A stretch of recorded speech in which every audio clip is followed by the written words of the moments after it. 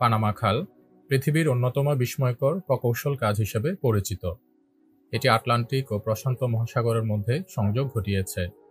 বৈশ্বিক বাণিজ্যের জন্য এই খাল অত্যন্ত গুরুত্বপূর্ণ। কিন্তু খালটি তৈরি করতে অনেক কঠিন চ্যালেঞ্জের মুখোমুখি হতে হয়েছিল এবং এটি সম্পন্ন করতে বহু বছর লেগেছে। অনেক মানুষের কঠোর পরিশ্রম এই প্রকল্পকে সফল করেছে। অদেখা দিগন্তের এই পর্বে জানব পানামা খালের সম্পর্কে।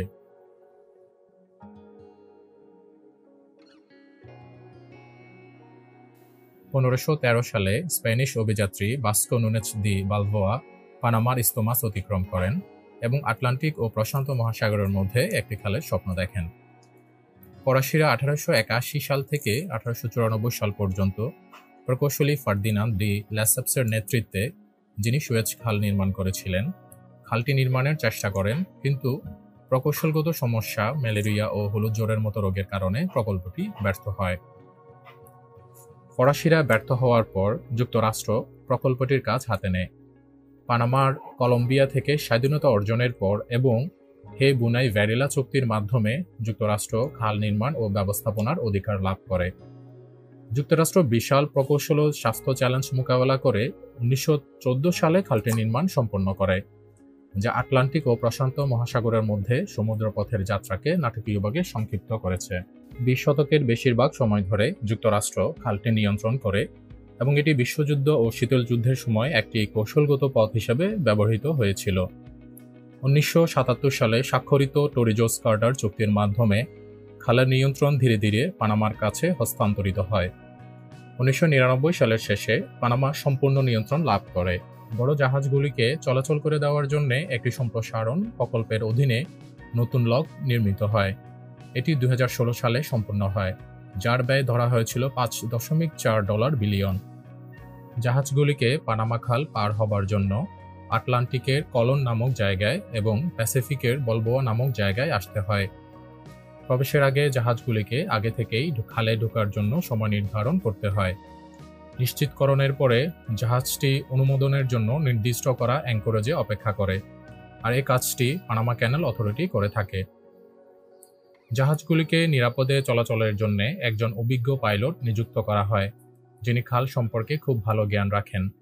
ওই সময় জাহাজের নেতৃত্ব পাইলটের উপরই ন্যস্ত থাকে, আর এই খালটি পার হতে 8 থেকে 10 ঘন্টা সময় লাগে।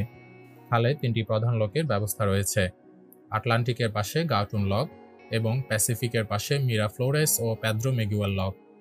প্রতিটি লক চেম্বার একটি ইলাভেটরের মতো কাজ করে। পানি ভরে বা ফাঁকা করে জাহাজগুলোকে উপরে উঠানো বা নিচে নামানো হয়। লকের দরজা জাহাজের পিছনে বন্ধ হওয়ার সাথে সাথে লক চেম্বারটি পানি দ্বারা ভরা বা খালি করা হয়।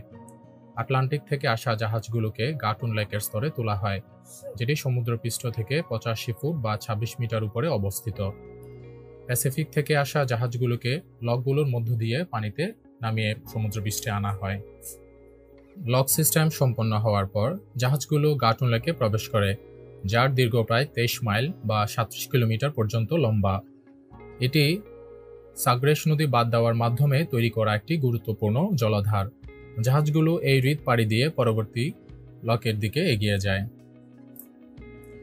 গাটুন লেক পার হওয়ার পর জাহাজটি গাইলার্ড অথবা কুলেব্রা কাটের মধ্য দিয়ে যায়, যেটি একটি সংকীর্ণ ঐতিহাসিকভাবে গুরুত্বপূর্ণ অংশ, আর এই খালের অংশটি মাত্র 8 মাইল বা 13 কিলোমিটার লম্বা। তবে সংকীর্ণতার কারণে এটি সবচেয়ে চ্যালেঞ্জিং অংশগুলোর মধ্যে একটি। প্যাসিফিকের দিকে যাত্রা করা জাহাজগুলোকে মিরাফ্লোরেস এবং পেদ্রো মিগুয়েল লকের মধ্য দিয়ে নামিয়ে প্যাসিফিক মহাসাগরের সমুদ্রপৃষ্ঠে নিয়ে আসা হয়। বিপরীত দিক থেকে যাত্রা করা জাহাজগুলোকে গাটুন লেকের স্তরে তোলা হয়। লক প্রক্রিয়া সম্পূর্ণ হলে জাহাজটি খাল থেকে বের হয়ে আটলান্টিক বা প্যাসিফিক মহাসাগরে প্রবেশ করে। পানামা খালের পাইলট তখন জাহাজ থেকে নেমে যায় এবং জাহাজের ক্যাপ্টেন নেতৃত্বভার গ্রহণ করেন। এই খালটি উত্তর ও দক্ষিণ আমেরিকার মধ্যে একটি গুরুত্বপূর্ণ স্থলসেতু হিসেবে কাজ করে। এটি ক্যাপ হর্নের চারপাশে বিপজ্জনক ও দীর্ঘ যাত্রা কমিয়ে দিয়েছে এবং প্রধান বন্দরগুলোর মধ্যে সামুদ্রিক যাত্রাকে সংক্ষিপ্ত করেছে। খাল নির্মাণ মোটেও সহজ ছিল না। এটি মানুষদের দ্বারা নির্মিত একটি খাল। প্রকৌশলীদের প্রকল্পের বিশালতা এবং ইস্তমাসের কঠিন ভৌগোলিক পরিবেশকে মোকাবেলা করতে হয়েছিল। তারা প্রায় 200 মিলিয়ন ঘন গজ মাটি সরিয়েছে এবং গ্রীষ্মমণ্ডলীয় জলবায়ু, ম্যালেরিয়া ও হলুদ জ্বরের মতো রোগের বিরুদ্ধে লড়াই করতে হয়েছে। জন ফ্র্যাঙ্ক স্টিভেন্স এবং জর্জ ডব্লিউ গোয়েথালস প্রকল্পটি সম্পন্ন করতে গুরুত্বপূর্ণ ভূমিকা পালন করেছিলেন। খাল খোলার পর থেকে বিশ্ব বাণিজ্যের জন্য একটি গুরুত্বপূর্ণ ভূমিকা পালন করেছে। এটি শিপিং সময় এবং খরচ কমিয়েছে। বিশ্বব্যাপী সরবরাহ চেইন, শিপিং রেট এবং অর্থনৈতিক কৌশলগুলিতে গভীর প্রভাব ফেলেছে। এটি তেল, ভোক্তা পণ্য এবং কাঁচামালের পরিবহন সহজ করেছে এবং বিশ্ব অর্থনীতিকে সমৃদ্ধ করেছে। এই খালের পরিবেশগত প্রভাব উল্লেখযোগ্য, যা স্থানীয় জলাভূমি ও বনাঞ্চলকে ক্ষতিগ্রস্ত করে। এই প্রভাব কমাতে পরিবেশ ব্যবস্থাপনা এবং সংরক্ষণ উদ্যোগ নেওয়া হয়েছে, যা প্রাকৃতিক ভারসাম্য রক্ষায় সহায়তা করে। খালটি বিভিন্ন নিয়ম ও আন্তর্জাতিক চুক্তির মাধ্যমে পরিচালিত হয়। পানামা খালটির অথরিটি জাহাজগুলো চলাচলের সময় নির্ধারণ এবং পরিবেশগত সুরক্ষা নিশ্চিত করে। পানামা খাল শুধু একটি প্রকৌশল বিস্ময় নয়, এটি একটি গুরুত্বপূর্ণ ঐতিহাসিক, অর্থনৈতিক এবং ভূ-রাজনৈতিক অবকাঠামো।